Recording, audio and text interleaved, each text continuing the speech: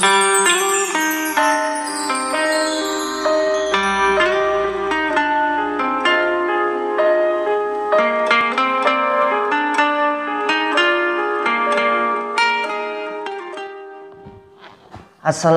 warahmatullahi wabarakatuh. Alhamdulillahirabbil alamin. Alhamdulillahilladzi nahmaduhu wa nasta'inuhu wa nastaghfiruhu wa ala Rasulillah wa ala alihi wa man tabi'ahum bi ihsan ila yaumil qiyamah. Asyhadu an la ilaha illallah wahdahu la syarikalah, lahul mulku wa lahul hamdu wa huwa ala kulli syai'in qadir.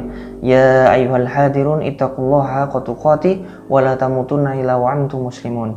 Alhamdulillah, segala puji bagi Allah Subhanahu wa taala, serta salam dan selawat kepada junjungan kita Nabi Allah Nabi Muhammad sallallahu alaihi wasallam beserta seluruh keluarga, sahabat dan pengikutnya, dan semoga kita termasuk golongan orang-orang yang kelak mendapatkan kenikmatan untuk bersua bertemu dengan Nabi Allah Nabi Muhammad sallallahu alaihi wasallam, mendapatkan syafaat beliau, dan kita bisa bergandengan dengan beliau sallallahu alaihi wasallam bersama para sahabat, para siddiqin, dan para ulama-ulama orang-orang yang soleh, insyaallah. Allahumma amin.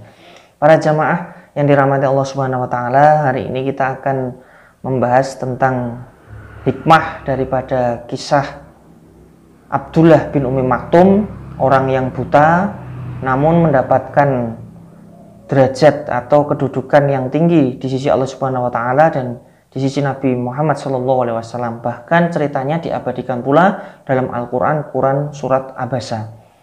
Bagaimana ceritanya? Kita langsung saja bacakan ayat sucinya dalam Quran surat Abasa, juz ke-30, surat ke-80, halaman 585. A'udzu billahi minasy syaithanir rajim. Bismillahirrahmanirrahim.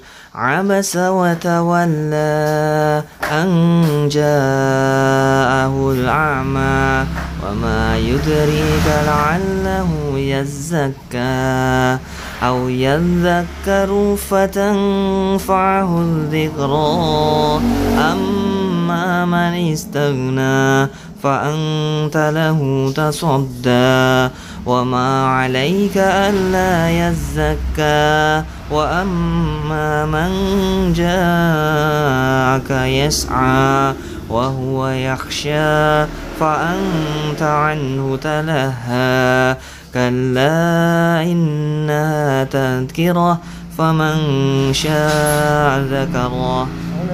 Allahul Azim. Maha benar Allah dengan segala firman-Nya. Artinya, dia atau Muhammad berwajah masam dan berpaling karena seorang buta telah datang kepadanya, Abdullah bin Ummi Maktum. Dan tahukah engkau Muhammad, barangkali dia ingin menyucikan dirinya dari dosa, atau dia ingin mendapatkan pengajaran yang memberi manfaat kepadanya. Adapun orang yang merasa dirinya serba cukup atau pembesar-pembesar Quraisy, maka engkau Muhammad memberi perhatian kepada mereka. Padahal tidak ada celah atasmu kalau dia tidak menyucikan diri atau beriman. Dan adapun orang yang datang kepadamu dengan bersegera untuk mendapatkan pengajaran, sedang dia takut kepada Allah, engkau Muhammad malah mengabaikannya. Sekali-kali jangan begitu.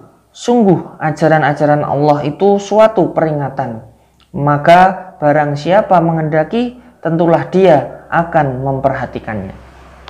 Maha benar Allah dengan segala firman-Nya.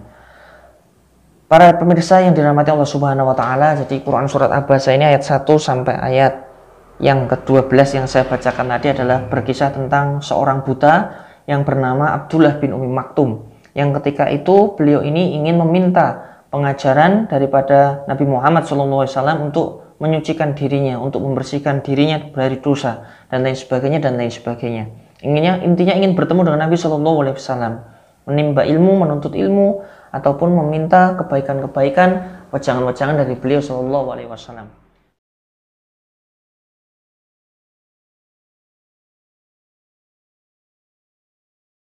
Ketika itu Rasulullah Shallallahu Alaihi Wasallam berbicara tertutup dengan At-Tobah bin Rabi'ah, Abu Jahal bin Hisham, ataupun Al-Abbas ibnu Abdul Muthalib, atau ada yang mengatakan dengan Ubay bin Khalaf. Maka Nabi Muhammad kedatangan Abdullah bin Ummi Maktum yang ketika itu ingin meminta pengajaran kepada Nabi. Maka Nabi Muhammad ketika itu bermuka masam.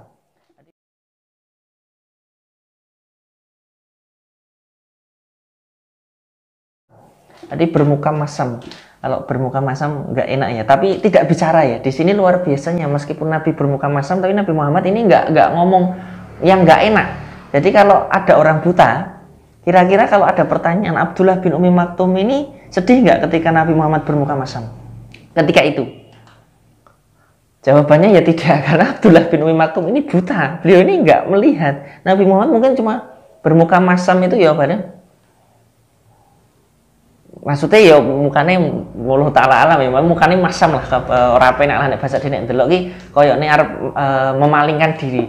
Untuk apa? Untuk kelihatannya ini lebih utama kok ketika itu kalau pembesar-pembesar Quraisy ini masuk Islam. Kalau mereka itu dapat pengajaran juga, masuk Islam, dapat hidayah, maka mereka akan lebih berguna untuk Islam, lebih bermanfaat. Kalau secara logika, pikiran kita, itu kan seperti itu ya. Orang buta, paling yo, orang buta oleh hidayah, maksudnya oleh kebaikan, dia buta nggak bisa berdakwah mungkin kemana-mana. Mungkin secara logika manfaatnya kurang daripada orang-orang yang seperti pembesar Quraisy tadi, yang punya kedudukan, punya jabatan, punya power dan lain sebagainya, bisa mengubah. Tapi ini adalah pikiran manusia. Yang ini menunjukkan pertama Nabi Muhammad memang manusia. Namun subhanahu wa ta'ala, Allah subhanahu wa ta'ala ini kemudian langsung mengingatkan. Inilah sifatnya maksum Nabi Muhammad. Bukan Nabi Muhammad ini tidak pernah berbuat salah, tapi ketika akan berbuat salah, maka Allah subhanahu wa ta'ala langsung mengingatkan beliau. Salah satunya di dalam Quran surat Abasa ini. Maka Nabi Muhammad diingatkan oleh Allah subhanahu wa ta'ala, dia Muhammad berwajah masam dan berpaling. Ada orang buta telah datang kepadanya, Abdullah bin Umi Maktum, dan orang buta ini ingin menyucikan diri. Namun ada pendatang Quraisy, pembesar Quraisy datang. Maka Muhammad malah memberi perhatian kepada mereka. Padahal tidak ada celah atasmu kalau dia tidak menyucikan diri. Masya Allah. Jadi ini luar biasanya dakwah. Ada orang mukmin sudah iman sama Allah, datang duluan, Masya Allah. Ini ternyata Allah lebih mengutamakan meskipun orang ini buta. Meskipun orang ini buta. Dan Allah yang maha memberi kekuatan, Allah yang maha memberi manfaat, Allah yang maha lainnya. Dan inilah Nabi Muhammad SAW diberikan teguran keras kepada Allah Subhanahu wa Ta'ala. Bahkan di ayat 11-nya ada tanda pentung, sekali-kali jangan begitu. Sungguh ajaran-ajaran Allah itu suatu peringatan. Peringatan untuk siapa? Bukan untuk orang kaya saja, bahkan untuk orang buta seperti Abdullah bin Umi Maktum. Dan ini kenapa salah satu hal yang menyebabkan Al-Quran ini adalah mukjizat daripada Allah Subhanahu wa Ta'ala. Al-Quran ini benar, bukan dari Nabi. Ini adalah bukan buatan Nabi. Ada yang mengatakan Al-Quran ini karangan Nabi, buatan Nabi. Tidak mungkin. Ini pasti adalah sebuah firman daripada Allah Subhanahu wa Ta'ala, yang salah satu buktinya Al-Quran ini mengkritik Nabi. Kalau saya buat buku, contoh ya, misal saya buat buku, saya bikin buku, kan tidak mungkin saya ngeritik diri saya sendiri, bahkan memberi peringatan dengan tanda pentung tentang suatu kesalahan yang mau saya perbuat dan lain sebagainya. Tidak mungkin. Maka saya mungkin akan memuji diri saya sendiri, akan memotivasi, tapi di sini tidak. Bahasanya seperti ini, Masya Allah. Dan di sini adalah teguran yang keras, Masya Allah, dari Allah Subhanahu wa Ta'ala. Kalau ada orang datang duluan, dan dia beriman, datang duluan aja harus didulukan. Apalagi kalau kita antri ya, kita kan datang duluan mau beli sesuatu. Itu kan kalau kita didahului yang lain kan, kita ya dongkol loh. Ini udah datang duluan, punya iman, Masya Allah. Harusnya lebih kuat pendahuluannya. Dan logika manusia ya, ini manfaatnya kurang, lebih bermanfaat orang Quraisy atau pembesar-pembesar Quraisy, Allah Ta'ala alam. Tapi secara logika seperti itu. Dan ditegur sama Allah dengan keras. Utamakan yang duluan datang, utamakan yang iman sama Allah Subhanahu wa Ta'ala. Dia itu sudah takut sama Allah dan ingin menyucikan diri. Dan sedangkan orang-orang Quraisy itu dia belum punya iman dan nggak tahu apakah dia juga nanti akan masuk Islam atau tidak. Itu urusan Allah Subhanahu wa Ta'ala. Dan Allah yang orang buta pun dan lain sebagainya bisa bagi Allah untuk memudahkan, memberikan manfaat yang besar. Nah, teman-teman yang dirahmati Allah Subhanahu wa Ta'ala, inilah salah satu bahwasanya Al-Quran ini adalah bukan buatan manusia, namun adalah firman Allah Subhanahu wa Ta'ala.